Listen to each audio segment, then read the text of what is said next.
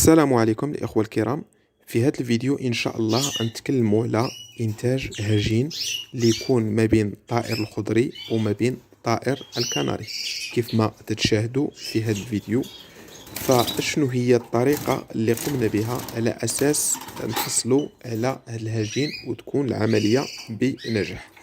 أنا أول مرة أقوم بإنتاج هجين ما بين طائر كناري وما بين طائر من صنف الحساسين كيف ما بغى يكون، لا النينو ولا الحسون العادي الباربا ولا طائر الخضر.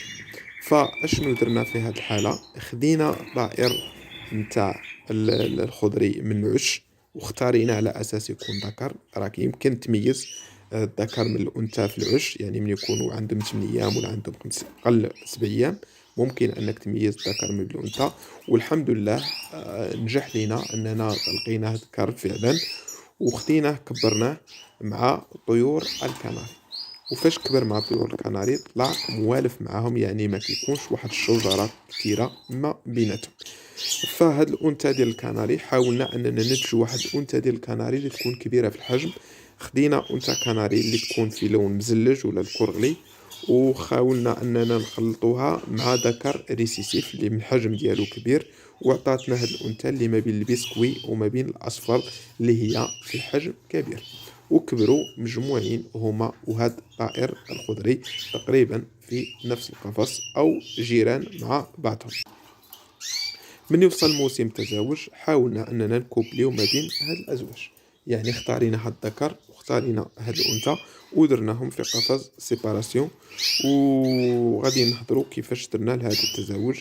على العموم في الشهر الاول ما كانش هناك ملامسات على التزاوج، نظرا للطريقه اللي كيتزاوج بها الطائر الخضري ماشي بحال الطريقه اللي كيتزاوج بها الطائر الكناري. يعني هو كيبغي انه يتشاجر، انه كيدير واحد الحركات اللي كيوهم الانثى انها تحاول الشوجره معه، وبالتالي التزاوج الاول ما تمش بنجاح.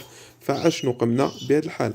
خدينا صغار نتاع او بيض ملقح تاع انثى اخرى وضعناه لهاد الانثى، وتم هاد التزوج اللي ما بين الطائر الخضري وما بين انثى الكناري هما بجوج اللي قاموا باطعام هاد الفراخ نتاع الكناري وكبروهم ما بيناتهم، وبالتالي تمت الألفة ما بين هاد الزوجين.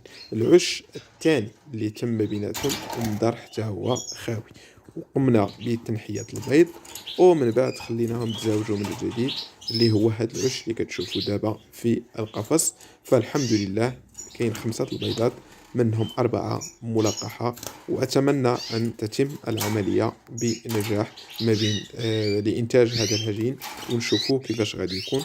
ففي رأيكم الشخصي كيفاش غادي يكون اللون تاع هذا الهجين اللي تم ما بين هاد الطائر الخضري وما بين هاد الطائر الكناري اللي كاين في هذا اللون؟